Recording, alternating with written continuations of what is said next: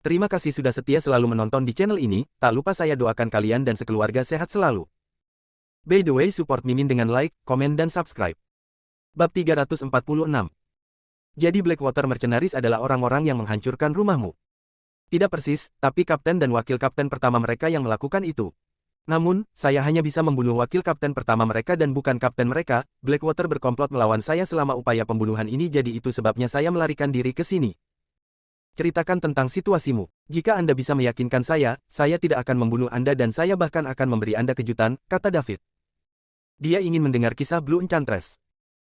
Jika dia tidak pernah membunuh orang yang tidak bersalah seperti yang dia klaim, dia merasa bahwa akan lebih baik untuk membawa orang ini di bawah komandonya. Bagaimanapun, dia membutuhkan lebih banyak bakat untuk kekuatannya, tetapi tentu saja, dia membutuhkan karakternya untuk dapat diterima juga. Blue Enchantress mulai memberitahu David tentang masa lalunya. Dia tahu bahwa dia sama sekali bukan lawan David. Bagaimanapun, dia bisa merasakan bahwa David seperti lautan sementara dia hanyalah sebuah perahu kecil. Ini adalah bakatnya. Dia tidak hanya bisa menyembunyikan auranya sendiri, tapi dia juga bisa mendeteksi kekuatan orang lain. Dia mengandalkan ini untuk menangkap wakil kapten pertama tentara bayaran air hitam yang lengah dan membunuhnya. Dia berada di tahap awal peringkat naga sementara dia berada di tengah-tengah peringkat naga. Meskipun mereka tampak terpisah setengah langkah, ada celah besar di antara mereka. Jika Blackwater adalah kolam baginya, David adalah laut dan sama sekali tidak ada perbandingan antara keduanya. Jadi, dia hanya bisa melakukan apa yang dikatakan David karena dia tidak ingin mati dan dia juga tidak membunuh semua orang yang menghancurkan rumahnya. Blue Enchantress awalnya adalah putri dari sebuah negara kecil di tepi Chaos Land yang menjalani kehidupan yang riang dan bahagia. Meskipun disebut negara kecil, itu sebenarnya setara dengan area county kecil di Summerland. Namun, negara-negara kecil ini jauh lebih kaya sumber daya daripada kabupaten kecil di Summerland. 10 tahun yang lalu, sumber daya negara kecil ini didambakan oleh kelompok tentara bayaran besar. Kemudian, mereka datang dengan alasan acak dan mulai menyerang negara kecil itu. Meskipun negara Blue Enchantress melawan dengan sekuat tenaga, itu masih dikalahkan dalam menghadapi invasi musuh yang dipersiapkan dengan baik. Semua orang di negara ini dibunuh atau ditangkap. Dengan bantuan tuannya, dia melarikan diri. Pada akhirnya, tuannya juga meninggal secara tragis di tangan musuh untuk melindunginya. Kemudian, dia memulai rencananya untuk membalas dendam, tetapi kelompok tentara bayaran dibubarkan setelah sepenuhnya merebut sumber daya negaranya. Banyak tentara bayaran tingkat tinggi kembali ke negara mereka sendiri untuk menjalani kehidupan mewah karena banyak dari kita, tentara bayaran menengah dan rendah terus-menerus. Di sana dan saya carain dari Blackwater Mercenaries adalah ide Great HN Dude mereka juga yang paling kuat dan yang terbaik dari para prajurit. Melewati penyelidikan konstan bar, tentara bayaran di kelompok itu yang Silindasla Erekari musnah, dengan Fare hitam menjadi SYVITOL terakhir. Tarif Temaning adalah individu tingkat tinggi yang kembali ke negara mereka. Ini. Howruer, mendengar Anareda terlambat. Dia tidak epek Blackwater untuk kelinci dibaca pertengahan Dragon Rank telah jatuh ke dalam tra dan setelah dia dibius, dia melarikan diri ke sini. Dia pikir dia pasti akan dut dan dia bangun, yang mengejutkan, dia menemukan bahwa dia tidak tala meno ke tangan Blackwater. Ringkasan sejarahnya. Hal semacam ini telah terjadi di tanah kekacauan namun, akulah seseorang yang memiliki kekuatan untuk membalas dendam seperti di Enchantress. Orang-orang yang berhasil bertahan hanya akan menyeret keberadaan tercela selama beberapa tahun terakhir, dia mengandalkan memanggil orang-orang ini untuk menurunkan peringkat killer rank dia bahkan lebih langsung ke nomor 9 dari killer rank setelah dia berhasil membunuh wakil kapten pertama dari Blackwater Mercenaries, seorang master di tahap pemula dari Dragon Rank. Setengah tahun yang lalu bahkan meskipun dia memberikan semua yang dia miliki saat itu dan terluka parah, hanya pulih setelah memulihkan diri selama 3 bulan, ini tidak mengurangi fakta bahwa dia memang membunuh seorang master di tahap awal peringkat naga. Bab 347 setelah mendengarkan cerita Blue Enchantress, David merasa kasihan pada gadis ini, pada saat yang sama, dia bertanya-tanya apakah gadis ini berbohong. Sudah berapa lama dia berada di Chaos Land? Dia sudah bertemu 2 orang yang memiliki kepahitan yang besar, kebencian yang mendalam, dan permusuhan berdarah. Yang pertama adalah killer dan yang kedua adalah Blue Enchantress. Bagaimana bisa ada kebetulan seperti itu? Pembunuh harus baik-baik saja. Bagaimanapun, dia adalah seorang ranker naga menengah, jadi dia tidak perlu berbohong kepada David. Namun, Blue Enchantress mungkin mencoba menarik yang cepat. Dia memiliki beberapa keraguan tentang apakah gadis ini mengarang cerita ini untuk menyelamatkan dirinya darinya.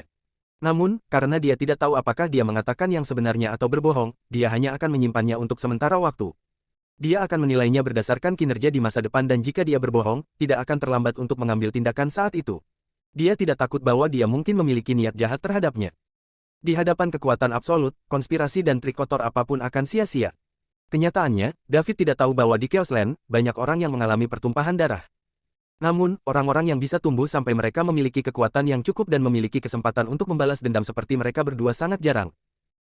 Mulai sekarang, aku akan memanggilmu Biru dan kamu akan bekerja untukku. Ngomong-ngomong, aku akan memberimu kejutan, Blackwater sudah mati, kata David, menatap Blue Enchantress.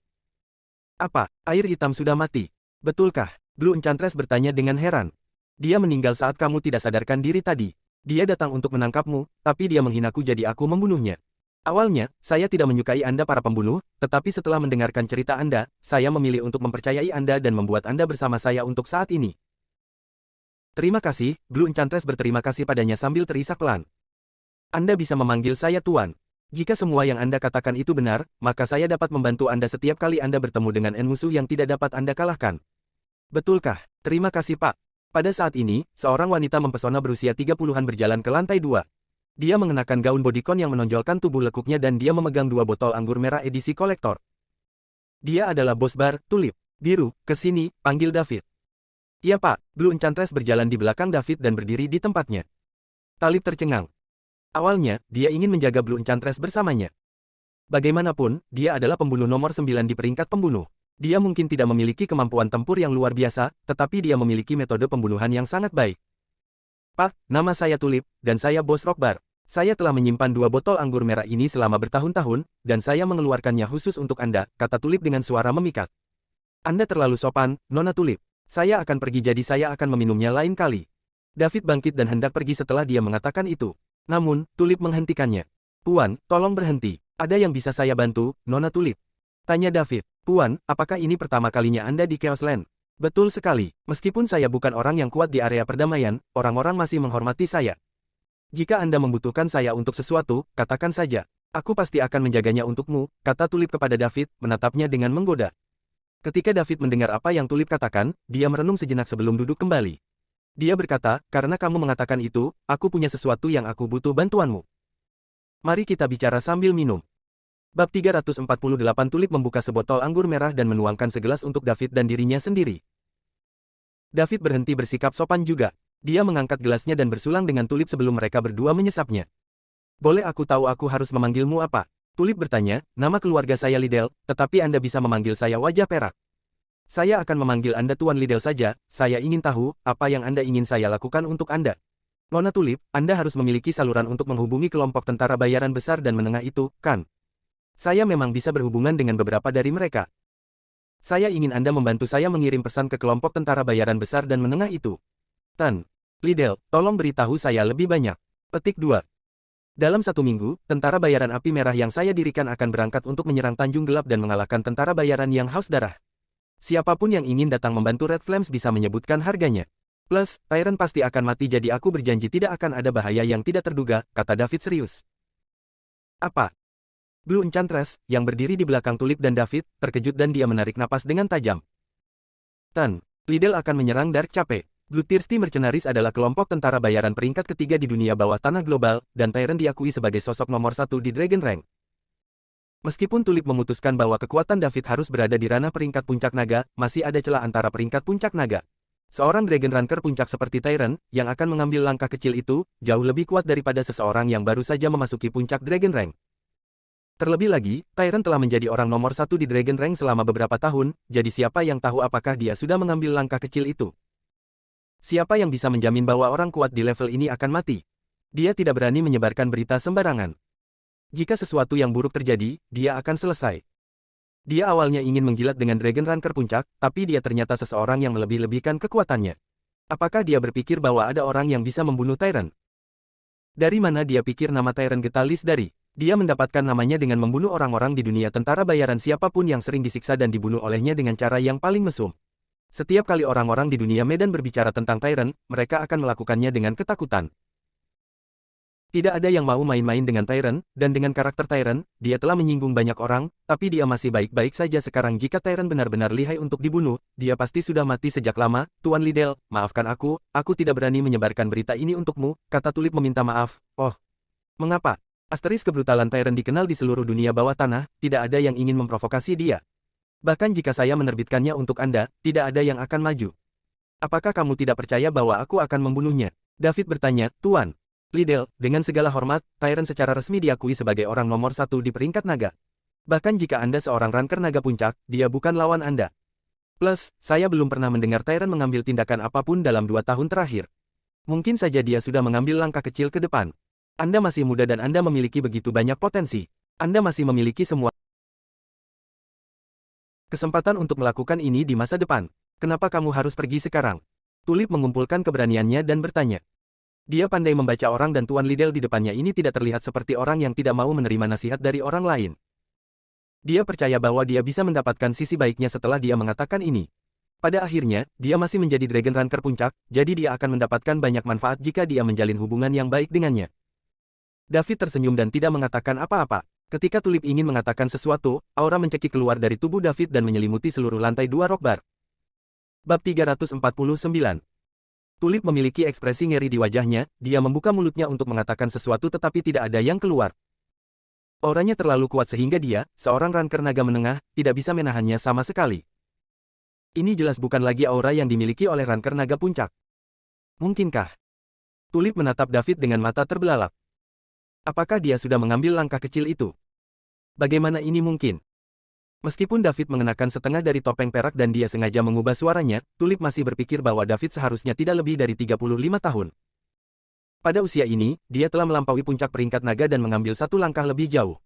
Apakah itu berarti dia akan terus memasuki alam berikutnya di masa depan? Sementara Tulip terkejut, kejutan tak terbatas memenuhi hatinya. Ini adalah master sejati. Selama dia memanfaatkan kesempatan ini dan mengandalkan orang yang kuat ini, dia akan menjadi terkenal di seluruh dunia bawah tanah di masa depan.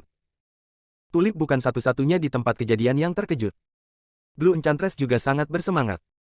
Musuh-musuhnya yang lain adalah para eksekutif tingkat tinggi dari kelompok tentara bayaran besar yang menginvasi tanah airnya 10 tahun yang lalu. Mereka sudah menjadi tuan yang sangat kuat 10 tahun yang lalu, dan dia pikir dia tidak akan pernah bisa membunuh mereka semua seumur hidupnya. Namun, kekuatan yang telah ditunjukkan tuan sekarang memenuhinya dengan harapan yang tak ada habisnya. Saya harus bekerja untuknya dengan benar. Ini satu-satunya kesempatanku untuk membalas dendam. Nona Tulip, apakah Anda masih berpikir saya tidak bisa mengalahkan Tyrant sekarang? David berhenti memancarkan auranya dan bertanya sambil tersenyum. Tuan Liddell, kamu sangat lucu. Aku sombong sekarang. Tampaknya Tuan Liddell adalah orang yang sangat kuat. Jangan khawatir, serahkan saja ini padaku. Ketika saatnya tiba, saya akan membawa mereka semua untuk membantu Anda menyerang Dark Cape, kata Tulip meminta maaf. Karena David telah mengambil langkah itu, keuntungan Tyrant sebagai orang nomor 1 di Dragon Rank tidak akan berarti apa-apa. Karena itu, dia memutuskan untuk bertaruh dengan David. Tidak semua orang bisa memiliki kesempatan ini. Selain itu, begitu Tyrant tidak ada untuk meneror Dark Cape, pengaruhnya akan turun 50%. Ditambah lagi, jika dia tidak memanfaatkan kesempatan ini sekarang, begitu David menerobos dunia baru, dia khawatir akan sulit untuk bertemu dengannya lagi. David akan menjadi andalan untuk semua kekuatan yang kuat dengan tingkat kekuatannya. Karena Tuan Liddell sangat sukses di usia yang begitu muda, identitas dan latar belakangnya jelas tidak sesederhana itu. Langkah yang bijaksana, Nona Tulip. Jangan khawatir, saya secara alami akan menjadi orang yang merawat Justin the Tyrant. Aku akan membunuhnya dan tidak akan ada bahaya tak terduga yang tersisa yang mungkin muncul pada kalian semua. Jika kita mengalahkan Dark Cape, saya tidak akan memperlakukan siapapun yang berpartisipasi secara tidak adil. Ketika itu terjadi, Anda dapat memilih untuk terus bekerja untuk saya atau Anda dapat memilih untuk pergi dengan semua uang yang akan cukup bagi Anda untuk menjalani sisa hidup Anda tanpa khawatir. Terima kasih, Tuan Liddell. Saya pasti akan melakukan semua yang saya bisa untuk membantu Anda. Petik 2. Jadi, aku akan menemuimu dalam 1 minggu. Anggurnya cukup enak. Terima kasih atas keramahan Anda. Setelah David selesai berbicara, dia menghabiskan anggur yang tersisa di gelasnya dan kemudian meninggalkan bar bersama dengan Blue Enchantress. Tulip duduk di lantai 2 sendirian dan sedikit linglung. Dia mengingat aura yang baru saja dilepaskan David. Dia benar, dia pasti seseorang yang melampaui puncak peringkat naga dan telah mengambil langkah kecil itu. Itulah alasan mengapa dia bisa menempatkannya di bawah tekanan yang begitu besar dan membuatnya sulit untuk menggerakkan tubuhnya. Plus, Tuan Liddell bahkan menyebut Tyrant sebagai Justin the Tyrant. Ini berarti dia pasti mengenal Tyrant. Karena dia mengenalnya, maka dia pasti sudah siap. Jadi, layak baginya untuk mencoba masalah ini. Jika mereka menang, dengan dia menggilat pria kuat seperti Tuan Liddell, identitasnya juga akan meningkat ketika dia menerobos ke alam berikutnya. Bab 350. Pada saat itu, mengapa dia harus menjalani kehidupan yang genit di Chaos Land? Meskipun dia kuat dan merupakan ranker naga menengah, di Chaos Land, kekuatan beberapa kapten kelompok tentara bayaran skala besar telah mencapai tahap akhir dari peringkat naga dan wakil kapten pertama mereka juga memiliki kekuatan naga tengah. Serdadu. Tentara bayaran air hitam hanya bisa dianggap sebagai bagian bawah di antara kelompok tentara bayaran besar. Begitu tentara bayaran hitam bertemu dengan mereka, mereka harus merendahkan diri untuk menyenangkan mereka. Dua kapten bahkan menunjukkan minat yang besar padanya, tetapi dia hanya bisa menunda mereka sebanyak mungkin saat dia menghadapi tentara bayaran yang kuat ini. Sekarang, ini adalah saat yang tepat untuk mengumpulkan mereka sehingga mereka bisa belajar tentang hubungannya dengan Tuan Liddell. Dengan kekuatan Tuan Liddell saat ini, mereka tidak akan berani melakukan apapun padanya lagi. Selain itu, situasinya saat ini juga agak hambar. Dia telah tinggal di Chaos Land selama bertahun-tahun dan selalu ingin pergi. Namun, jika dia tidak bergabung dengan kekuatan tertentu, dia tidak akan punya tempat untuk pergi. Tidak ada yang akan mengizinkannya, seorang ranker naga menengah yang tidak diketahui asal-usulnya, untuk bergerak bebas di dalam yurisdiksi mereka. Bahkan jika dia bergabung dengan mereka, pihak lain akan curiga padanya dan mengawasinya, jadi dia hanya bisa tinggal di Chaos Land. Ini adalah kesempatan terbaik yang dia temui selama bertahun-tahun dan dia harus memanfaatkannya. David membawa Blue Enchantress ke hotel tempat dia menginap dan mendapatkan kamar untuknya juga. Ketika keduanya baru saja berjalan ke koridor, Blue Enchantress berbisik di telinganya, "Tuan, seseorang memperhatikan Anda. Saya pikir mereka mungkin ingin mengambil tindakan terhadap Anda." Petik 2. "Oh, kamu juga bisa merasakannya?" tanya David penasaran. "Ya, ini adalah bakatku besar. Saya akan menyerahkan ini kepada Anda. Jika mereka menginginkan uang dan hidup saya, maka Anda harus membunuh mereka. Jika mereka hanya menginginkan uang, maka Anda harus memberi mereka pelajaran," kata David. Kekuatan pikirannya yang kuat secara alami memungkinkan dia untuk merasakan bahwa beberapa orang sedang mengawasinya. Salah satunya adalah wanita yang mengetuk pintunya ketika dia sampai di hotel. "Iya, Pak." Setelah Blue Enchantress mengatakan itu, dia perlahan menghilang. Dia memang seorang pembunuh bayaran karena dia sangat pandai menyamar. Untungnya, dia memiliki kekuatan pikiran yang kuat, jika tidak, orang biasa tidak akan bisa memperhatikannya. David kembali ke kamarnya, dan setelah beberapa saat, dia mendengar ketukan di pintu. Dia membuka pintu dan melihat biru. Di sebelahnya ada seorang pria parubaya berlutut di tanah. Ketika pria parubaya itu melihat David, dia segera bersujud. "Tuan, kami gagal mengenali seseorang yang sekuat Anda dan kami menyinggung Anda. Tolong lepaskan kami." "Kamu seharusnya menjadi pelanggar berulang di sini, kan?" tanya David. "Tuan, kami hanya ingin uang dan kami tidak akan pernah menyakiti siapapun. Kami dapat memberikan semua uang kami kepada Anda, tetapi tolong luangkan kami," kata pria parubaya itu sambil bersujud. "Mulai sekarang, jangan biarkan aku melihatmu melakukan bisnis curang seperti ini lagi." Nyah. Ketika David mengucapkan kata terakhir, dia mengisinya dengan otoritas yang luar biasa. Pria parubaya itu bergetar dan teror yang intens memenuhi hatinya. Dia tidak berani melawan sama sekali. Kata-kata David seperti dekrit kekaisaran dan itu ditato di hatinya. "Ya, tentu saja, kami pasti akan membuka lembaran baru. Terima kasih karena tidak membunuh kami, Tuan." David menutup pintu dan Blue Enchantress juga membuka pintu di sebelahnya sebelum memasuki ruangan. Hanya pria parubaya yang dibiarkan berlutut di depan pintu David, menyeka keringat di dahinya. Dia hampir mati jadi, tentu saja, dia terguncang sampai ke intinya. Dia berlutut di sana selama 10 menit lagi. Setelah dia memastikan semuanya baik-baik saja, dia bangkit dan pergi dengan cepat. Bab 351. Seminggu berlalu dengan cepat. Selama minggu ini, David dan Blue Enchantress akan berjalan-jalan di area perdamaian setiap hari. Mereka menjebak orang dan juga merayu mereka yang tidak memiliki pekerjaan yang layak untuk mengambil umpan. Namun, dia dan Blue Enchantress juga sering memberikan pelajaran kepada orang-orang yang ingin merampok mereka karena penampilan mereka yang kaya. Dua orang bahkan ingin melakukan pelecehan seksual terhadap Blue Enchantress dan merampok uang mereka. Namun, mereka dengan cepat dibunuh oleh yang terakhir. Dalam seminggu terakhir, dua orang yang membenci kejahatan muncul di area perdamaian, dan mereka sangat menakuti orang-orang yang beroperasi di bidang ini sehingga mereka tidak berani keluar. Karena itu, dalam 2 hari terakhir, tidak ada yang mengambil umpan sama sekali. Hari ini adalah hari ketika semua orang berkumpul. David sedang duduk di kursi utama aula di tempat pertemuan sementara Red Flame Mercenaries, dengan Blue Enchantress dan Paul berdiri di belakangnya. Pada saat ini, aula itu penuh dengan orang, tidak seperti seminggu yang lalu ketika hanya ada selusin orang yang hadir. Mereka semua adalah kapten dari kelompok tentara bayaran dengan berbagai ukuran di Chaos Land. Kebanyakan dari mereka datang untuk mendapatkan komisi tinggi dan tidak banyak dari mereka yang benar-benar ingin bergabung dengan Red Flame. Hanya tim kecil Killer, Blackwater Mercenaries, dan beberapa tentara bayaran yang tersebar yang benar-benar ingin bergabung. Namun, kelompok itu juga jauh lebih kuat dari seminggu yang lalu. Sekarang ada 3 master di tahap akhir Dragon Rank, dan mereka semua adalah kapten dari kelompok tentara bayaran besar di Chaos Land. 2 dari mereka direkrut oleh Tulip sementara 1 dibujuk oleh Killer. Selain itu, ada juga banyak Dragon Ranker tingkat menengah dan pemula lainnya. Dengan begitu banyak kekuatan besar dan kecil berkumpul bersama, kelompok mereka mulai terlihat serius. Ditambah dengan fakta bahwa David adalah seorang supermaster di atas level puncak, tidak ada yang berani mengabaikan keberadaan kekuatannya. Saya Silverface, Kapten Red Flame Mercenaries dan penggagas misi ini. Jika Anda memiliki pertanyaan, Anda dapat bertanya kepada saya, kata David. Kapten Silverface, bisakah kamu benar-benar membunuh Tyrant? Tanya Lion King, salah satu kapten di tahap akhir Dragon Rank. Ini juga menjadi perhatian semua orang yang hadir. Mereka menyukai uang, tetapi mereka juga perlu hidup untuk menghabiskan uang. Jika Tyrant tidak mati selama serangan mereka di Dark Cape kali ini, semua orang harus menderita di masa depan. Tentu saja, aku tidak akan bercanda tentang ini dengan kalian. David berkata. Bagaimana Anda akan membuktikannya? Bicara itu murah, kami tidak akan. Sebelum Lion King selesai berbicara, David memancarkan aura yang menakutkan semua orang yang hadir. Itu menyelimuti seluruh aula dan kemudian menghilang dalam sekejap.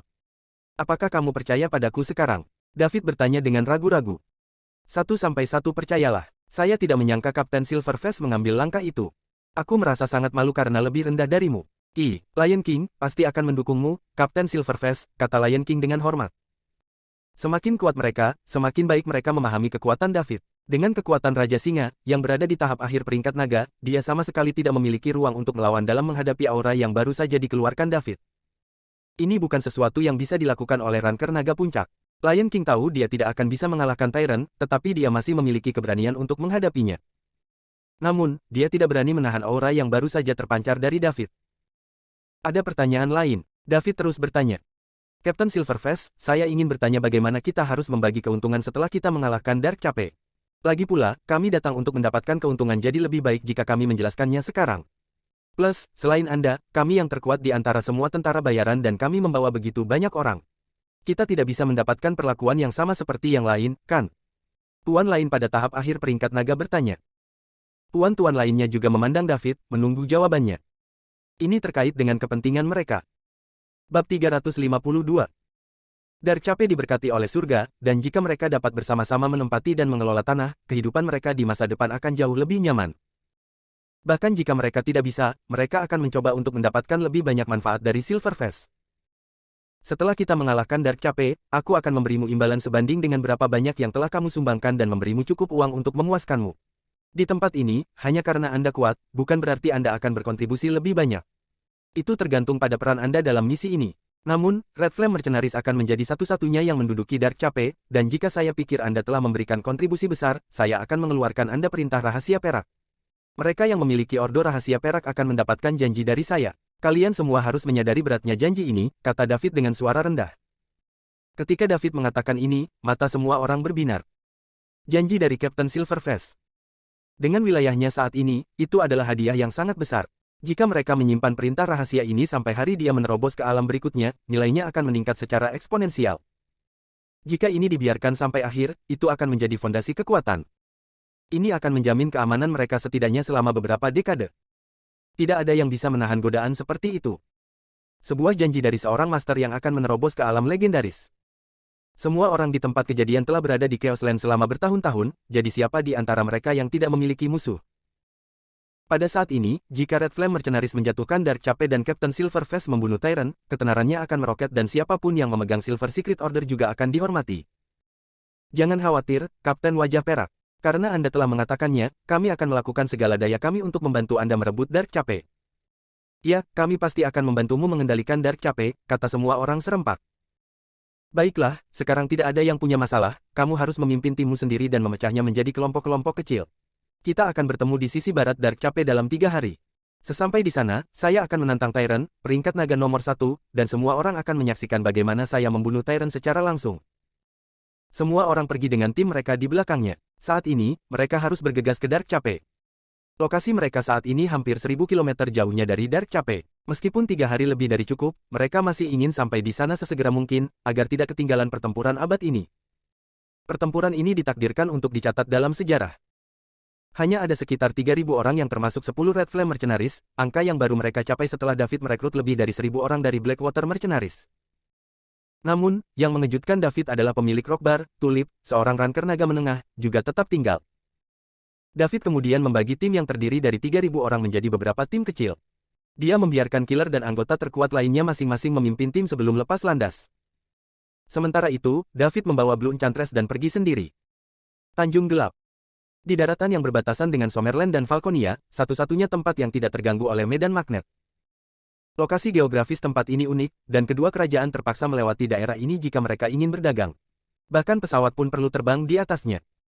Tak satu pun dari kedua kekaisaran mengizinkan satu sama lain untuk menduduki wilayah ini, jadi tentara bayaran yang haus darah mengambil kesempatan untuk melakukannya.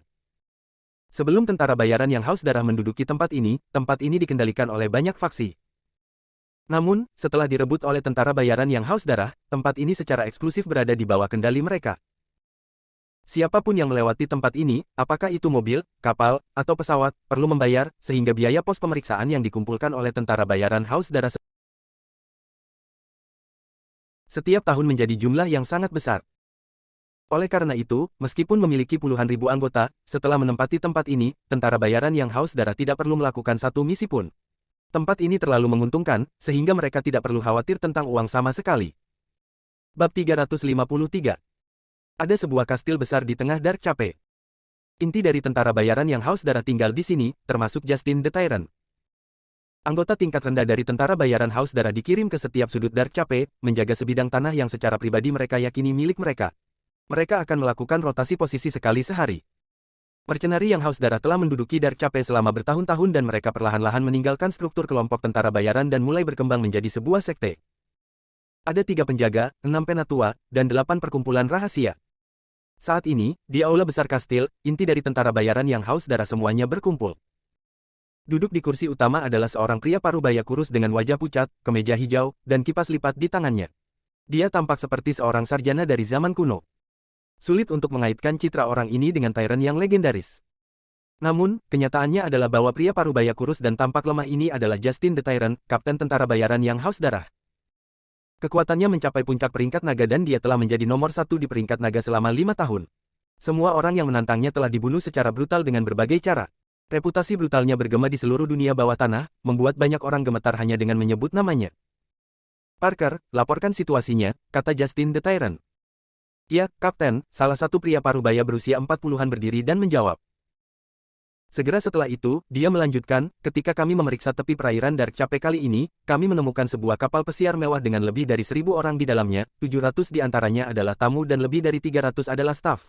700 orang ini semuanya berasal dari lingkaran kelas atas lebih dari 10 negara, termasuk 2 kerajaan. Petik 2. Semuanya, apa yang harus kita lakukan dengan orang-orang ini? Tanya Tiran.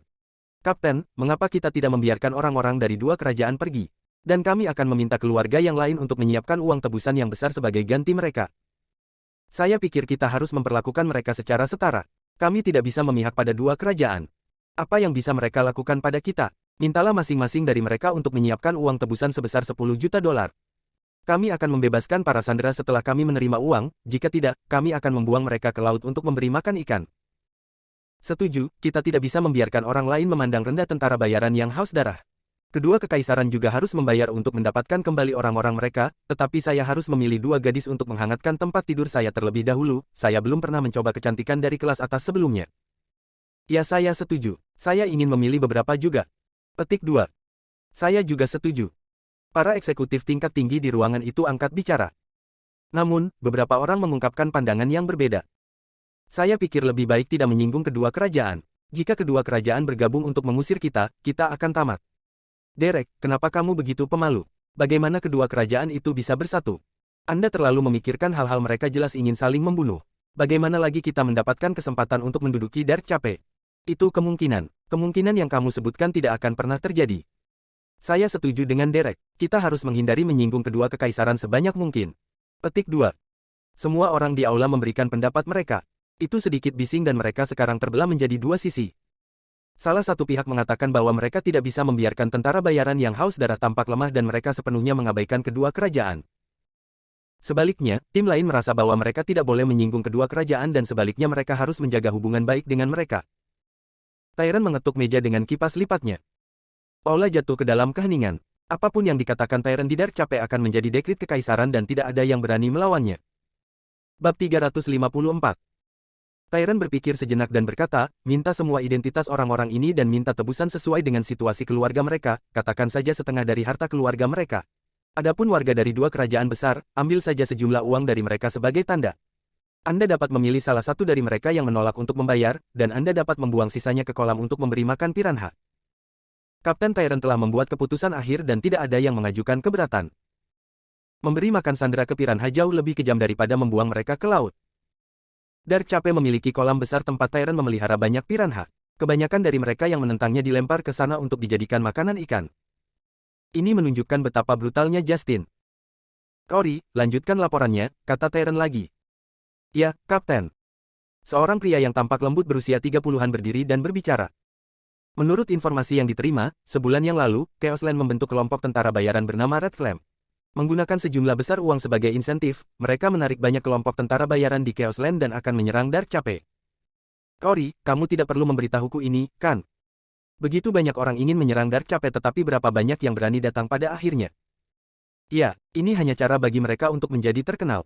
Beraninya tikus-tikus yang tidak relevan itu mengatakan mereka ingin menyerang Dark Cape.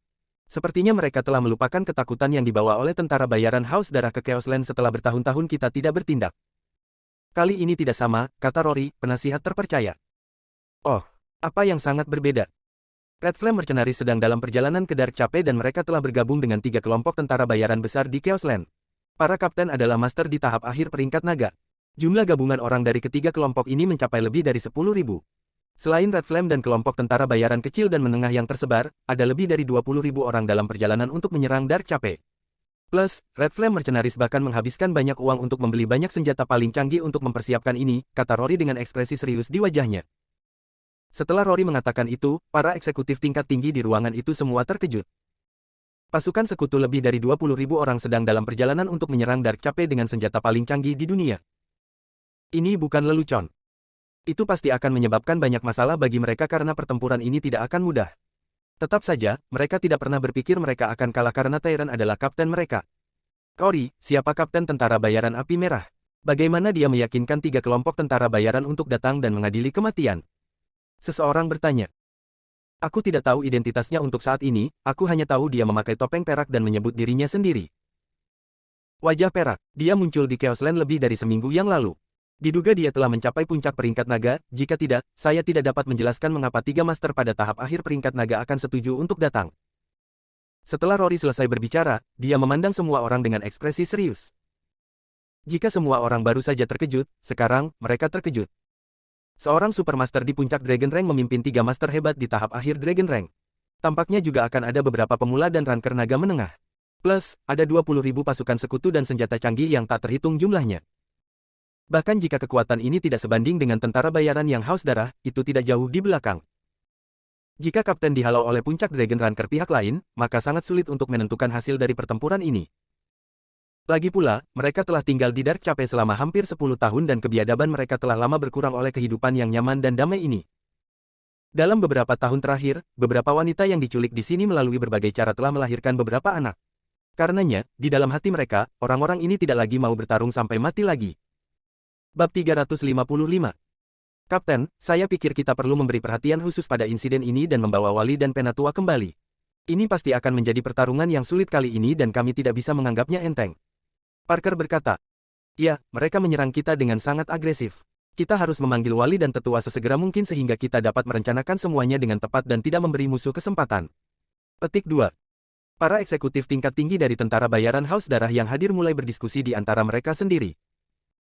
Tyrant duduk di kursinya dengan mantap dan dia tidak mengatakan apa-apa. Dia membiarkan semua orang berdiskusi.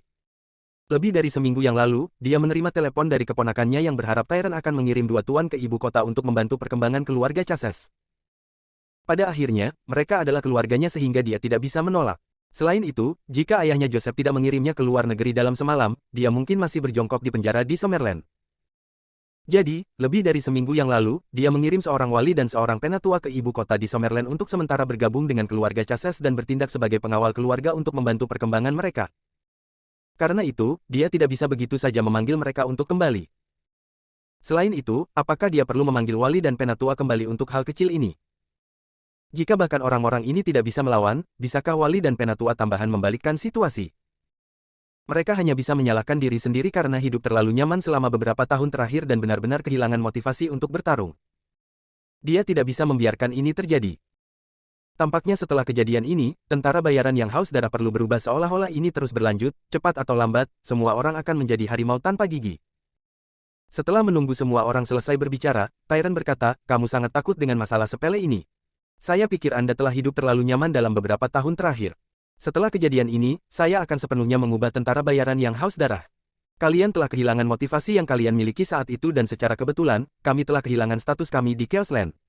Ketika saatnya tiba, saya akan meminta setengah dari orang-orang kita untuk tinggal di Dark Cape. Dan setengah dari pria itu pergi ke Chaos Land untuk mengembalikan kejayaan kita. 1. Astaga. Semua orang memandang Tyrant dengan bingung, tidak tahu apakah dia serius atau tidak. Namun, jika itu benar, akan ada pertanyaan siapa yang akan pergi dan siapa yang akan tinggal. Kapten, kita akan membahas transformasi mercenari yang haus darah nanti. Kita masih harus fokus pada tentara sekutu Red Flame Mercenaries dan bersiap terlebih dahulu, kata Rory di samping. Jika ada orang di Mercenaries yang haus darah yang berani mempertanyakan apa yang dikatakan Tyrant, itu adalah Rory. Ini bukan karena seberapa kuat Rory, tetapi karena banyak idenya telah membuat Dark Cape berhasil setelah mereka merebut Dark Corner. Meskipun Tyrant kejam, dia tidak bodoh. Jika tidak, bagaimana dia bisa mencapai begitu banyak? Karenanya, dia sangat akomodatif kepada Rory. Rory, apakah menurutmu yang lain masih akan berani melanjutkan serangan mereka di Dark Cape jika aku membunuh Kapten Red Flame Mercenaries? Tanya Tyrant. Rory tercengang. Dilihat dari situasi saat ini dari tentara sekutu Red Flame Mercenaries yang tersebar, selama Silverfest, seorang Dragon Ranker puncak, mati, tidak ada orang lain yang berani menyerang Dark Cape. Namun, dia membayangkan bahwa jika Kapten dihalangi oleh wajah perak, pertarungan yang sulit akan terjadi. Mercenari yang haus darah saat ini bukan lagi mercenari yang haus darah di masa lalu. Jika mereka benar-benar mencoba bertarung, mereka mungkin tidak akan bisa mengalahkan tentara bayaran yang telah melakukan misi di Chaos Land sepanjang tahun. Tapi jika Anda terhalang oleh wajah perak, Kapten, kami belum tentu menang, kata Rory. Kau tidak percaya padaku. Saya hanya perlu mempertimbangkan semua kemungkinan untuk sepenuhnya siap, kata Rory serius. Kalau begitu aku harus memberitahumu bahwa sebenarnya ada celah antara peringkat puncak naga. Ada alam transisi lain di atas puncak. Jika Anda mengambil langkah itu, bahkan peringkat puncak naga pun tidak akan berarti apa-apa. Kapten, apakah kamu berhasil melewati langkah itu? Rory bertanya dengan kaget, matanya melebar. Eksekutif tingkat tinggi mercenaris yang haus darah lainnya juga memandang Tyrant dengan penuh semangat, menunggu jawabannya. Jika Kapten benar-benar mengambil langkah itu, mereka tidak perlu khawatir tentang tentara sekutu kali ini dan reputasi tentara bayaran yang haus darah pasti akan menyusul tentara bayaran Mandala peringkat kedua di dunia bawah tanah global. Bab 356. Belum, tapi seharusnya tidak terlalu lama aku sudah berdiri di ambangnya, dan aku bisa mengambil langkah itu kapan saja sekarang. Bahkan jika saya tidak mengambil langkah itu, seorang ranker naga puncak belaka tidak cocok untuk kekuatan saya saat ini. Saya dapat menjamin Anda bahwa bahkan jika saya dikelilingi oleh lebih dari 5 ranker naga puncak, saya masih bisa membunuh mereka semua, kata Tyrant dengan percaya diri. Rory tersentak kembali ke kenyataan dan berkata, jika itu masalahnya, maka aku akan menyerahkannya padamu. Setelah Anda membunuh wajah perak, maka tidak perlu khawatir tentang tentara bayaran karena mereka tidak lagi memiliki kapten untuk diikuti. Padahal, kita masih harus memberi mereka pelajaran yang bagus, jangan sampai ada yang mengira tentara bayaran yang haus darah adalah sasaran empuk untuk dipilih. Serahkan wajah perak kepadaku, aku akan membunuhnya dalam waktu sesingkat mungkin dan menghancurkan kepercayaan diri mereka. Saya akan menyerahkan penanganan yang lainnya kepada Anda, semakin banyak yang tersisa, semakin baik, kata Tyrant. Ya, Kapten. Ibu kota, Summerland. Setelah apa yang terjadi bulan ini, keluarga Chases telah mencapai puncak mereka dan unggul di luar keluarga bangsawan kelas 1 lainnya di ibu kota. Ditambah dengan 2 pengawal yang disewa oleh keluarga Chases minggu lalu, 1 Dragon Ranker tingkat menengah dan Dragon Ranker tingkat tinggi, keluarga Chases menjadi lebih kuat. Tidak ada yang berani melintasi keluarga Chases di ibu kota sekarang. Sementara itu, Hank dan saudaranya menjadi semakin tak kenal takut. Hank tidak hanya menjadi teman kedua fraksi T, tetapi Hanley, yang masih mahasiswa, juga menjadi salah satu dari 8 petarung hebat dari faksi tersebut. Hanley juga menjadi jauh lebih arogan sekarang. Setelah memahami masa lalu keluarganya yang mengejutkan, dia menatap Celia lagi. Dia tidak peduli bahwa David lah yang membunuh Zachary, salah satu dari 8 petarung hebat fraksi T karena David masih belum berani membunuh Hanley. Hanley memiliki latar belakang yang lebih kuat daripada David. Karena itu, tidak ada yang menghentikannya untuk menjadikan Celia miliknya, tidak ketika David tidak berani membunuhnya. Jika David mencoba, seluruh Summerland akan mengejar David. Inilah mengapa Hanley tidak takut. Namun, alasan mengapa dia belum melakukan apapun pada Celia adalah karena ada sesuatu penting yang harus dilakukan keluarga Chases sekarang.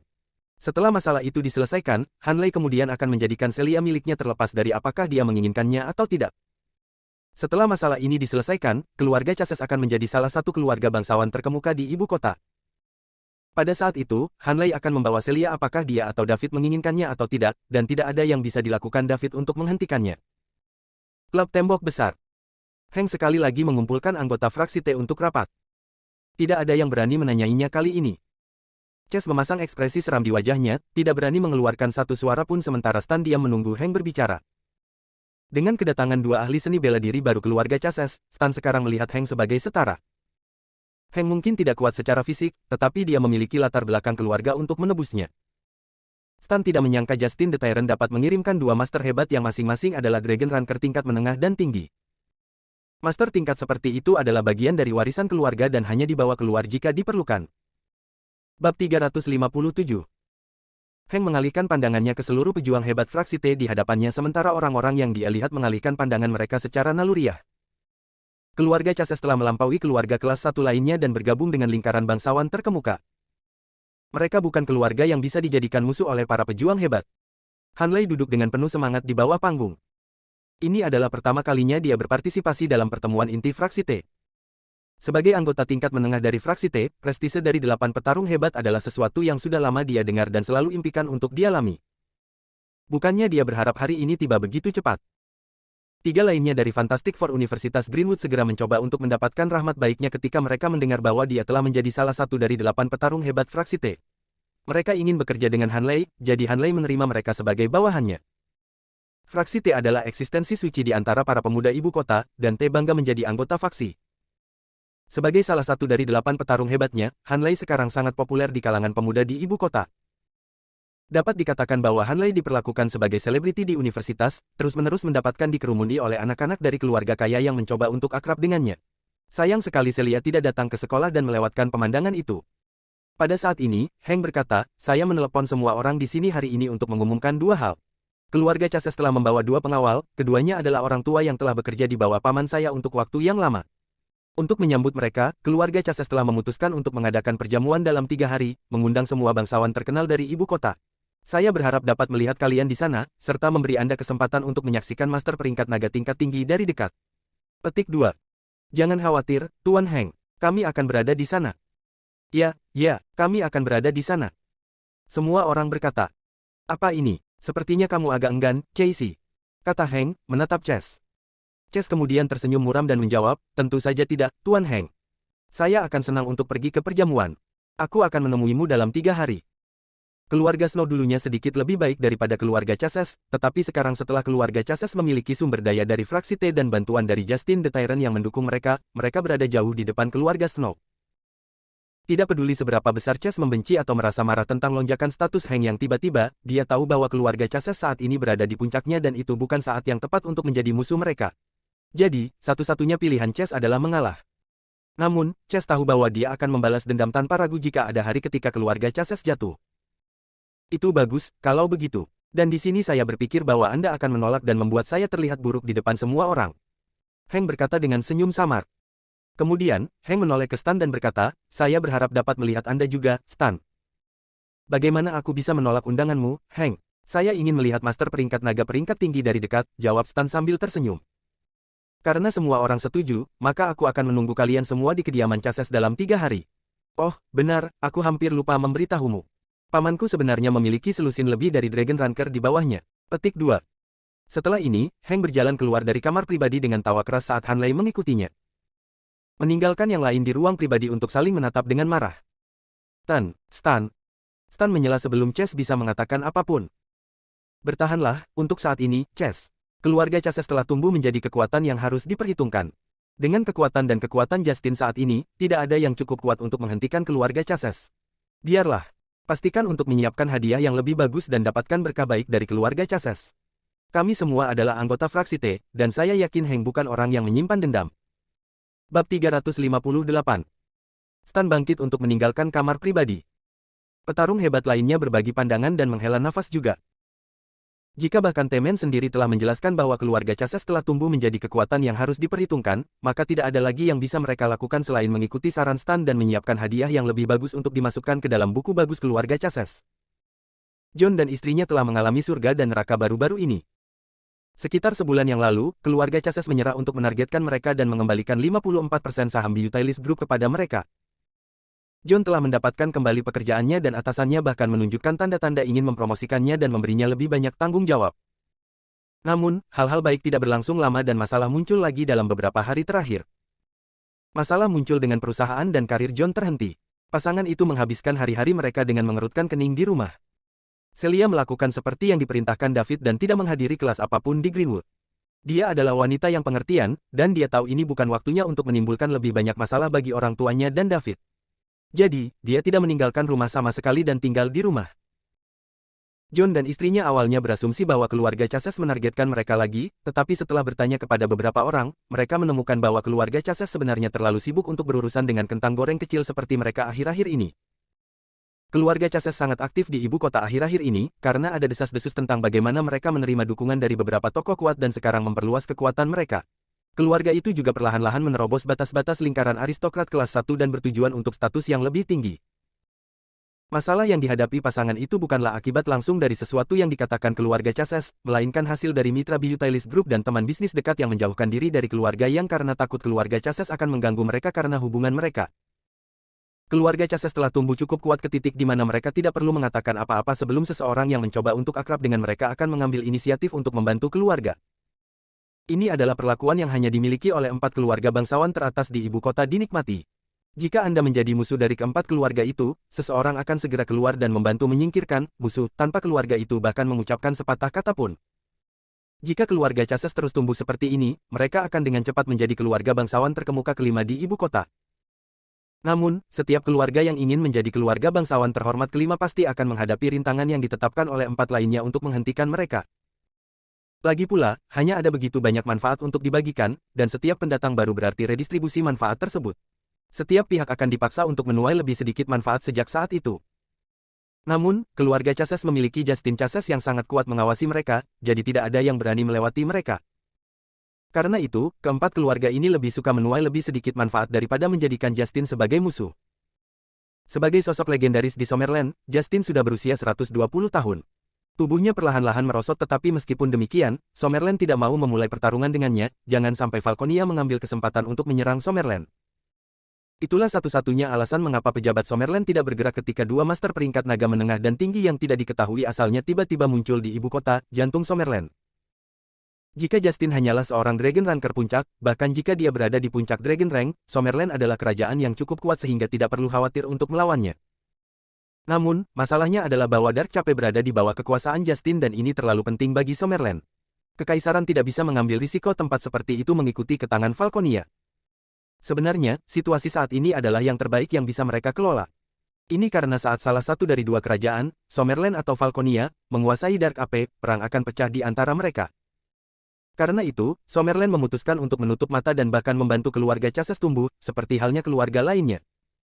3 hari kemudian, keluarga Chases mengundang berbagai keluarga bangsawan di ibu kota untuk menyaksikan kebangkitan mereka. Bab 359.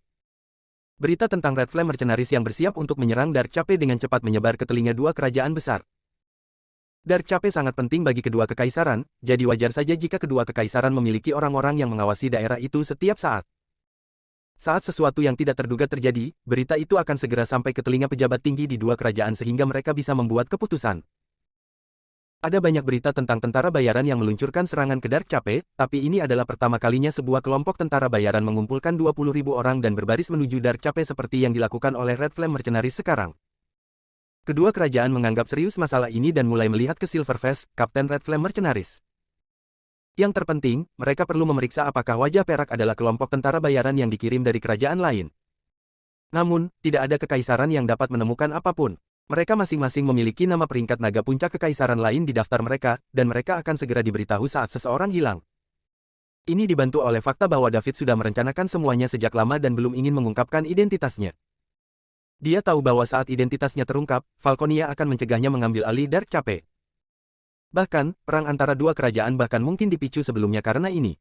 Inilah sebabnya mengapa dia beralih di antara identitas yang tak terhitung jumlahnya dalam perjalanannya ke Dark Cape dan bahkan mengenakan topeng agar dia tidak diidentifikasi.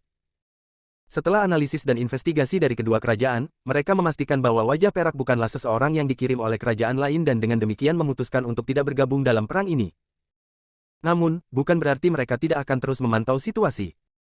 Sampai taraf tertentu, serangan Red Flame Mercenaries di Dark Cape persis seperti yang ingin dilihat kedua kekaisaran. Tentara bayaran yang haus darah telah menguasai Dark Cape selama hampir 1 dekade, dan lokasi geografis yang menguntungkan dari Dark Cape berarti bahwa semua biaya tentara bayaran dapat dibayar tanpa perlu mengirim tentara bayaran keluar untuk misi. Tidak ada misi juga berarti tidak ada kerugian. Memiliki kendali atas kekayaan ekstrim seperti itu berarti tentara bayaran yang haus darah akan terus tumbuh lebih kuat dan tidak ada kerajaan yang menginginkan ini terjadi. Tidak masalah siapa yang menang, tetapi baik Red Flame dan Bloodthirsty Mercenaries akan menderita kerugian selama pertempuran di Dark Cape ini. Terlepas dari siapa yang mengambil alih Dark Cape pada akhirnya, tentara bayaran masih membutuhkan waktu lama untuk pulih. 3 hari berlalu dengan sangat cepat. Kediaman Chases di ibu kota sangat ramai hari ini, dengan banyak tamu yang merupakan keluarga terkenal dan berkuasa di ibu kota. Keluarga Chases memasang senyum cerah di wajah mereka karena, setelah hari ini, nama keluarga mereka akan mengguncang seluruh ibu kota dan bahkan seluruh Summerland. Namun, mereka tidak tahu bahwa pertempuran besar akan pecah di Dark Cape, pertempuran yang akan menentukan apakah keluarga Chases hidup atau mati. Bahkan para wali atau tetua keluarga Chases tidak tahu bahwa Dark Cape akan diserang. Ini karena pejabat tinggi tentara bayaran yang haus darah tahu bahwa Tyrant berada di ambang terobosan sehingga tidak ada yang mengira bahwa haus darah akan kalah. Red Flame hanya memiliki 1 puncak Dragon Ranker ketika Tyrant sendiri mengatakan bahwa dia bisa melawan 5 puncak Dragon Ranker tanpa masalah. Jadi, tidak ada yang memberitahu wali dan tetua keluarga Chases. Tanjung Gelap. David berdiri di kastil Bloodthirsty Mercenaries dengan Killer, Tulip, Blue Enchantress, Paul, berbagai pejabat tinggi Red Flame, dan 20.000 tentara bayaran di belakangnya. Pada saat ini, David mulai merasa aneh. Berbicara secara logis, mereka seharusnya sudah memasuki perbatasan Dark Cape, namun mereka telah bertemu tanpa perlawanan karena memotong langsung ke jantung Dark Cape. Dia tahu bahwa sesuatu akan terjadi. Mungkin saja musuh sengaja membiarkan mereka masuk dan memutuskan untuk menyerang dari semua sisi.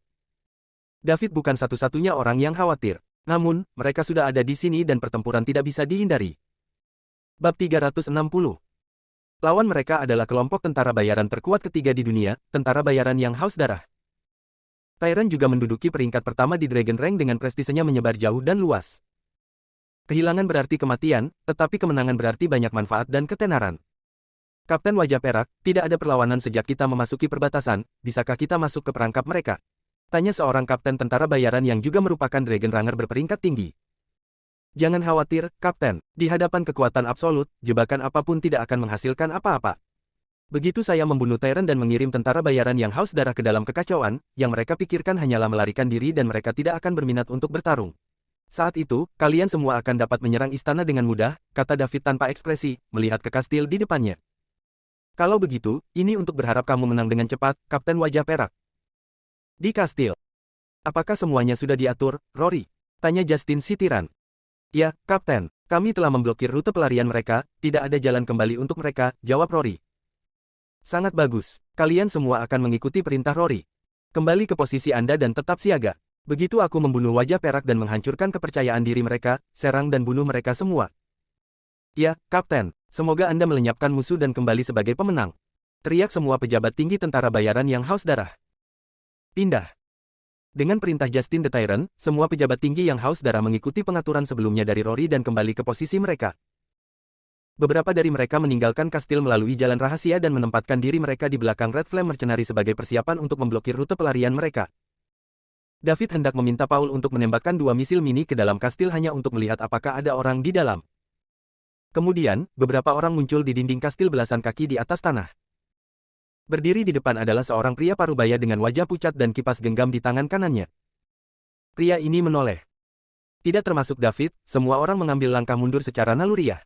Begitulah kuatnya Tyrant. Saat Killer melihat Tyrant, keinginan yang telah lama ditekan untuk membalas dendam segera meledak. Jika bukan karena perbedaan kekuatan yang besar, Killer akan lama bergegas untuk membunuh Tyrant. Justin si tiran, tanya David. Suaranya tidak nyaring, tetapi berhasil melakukan perjalanan sangat jauh, memungkinkan orang-orang di dinding kastil untuk mendengarnya meskipun berada ratusan meter jauhnya. Tatapan Tyrant membeku, dia tidak berharap orang ini tahu nama aslinya. Sepertinya Wajah Perak ini adalah teman lama. Siapa kamu? Kenapa kamu tidak berani melepas topengmu? Justin si tiran bertanya. Siapa saya tidak masalah, yang perlu Anda ketahui adalah bahwa saya di sini untuk membunuh Anda. Bunuh aku, apakah Anda tahu berapa banyak orang di seluruh dunia yang ingin membunuh saya? Namun disinilah aku, berdiri di hadapanmu, hidup dan sehat. Mereka yang ingin membunuh saya telah dilemparkan ke dalam kolam untuk memberi makan ikan saya atau bahkan tidak berani muncul di depan mata saya. Kamu orang yang berani, bukan? Kata Tyrant sambil tersenyum. Hentikan omong kosong dan lawan aku. Semua orang menunggu untuk melihat kita bertarung, jadi bagaimana kalau kamu menunjukkan kekuatan dari peringkat teratas Dragon Rank? Kata David dengan serius. Sesuai keinginan kamu. Bersambung.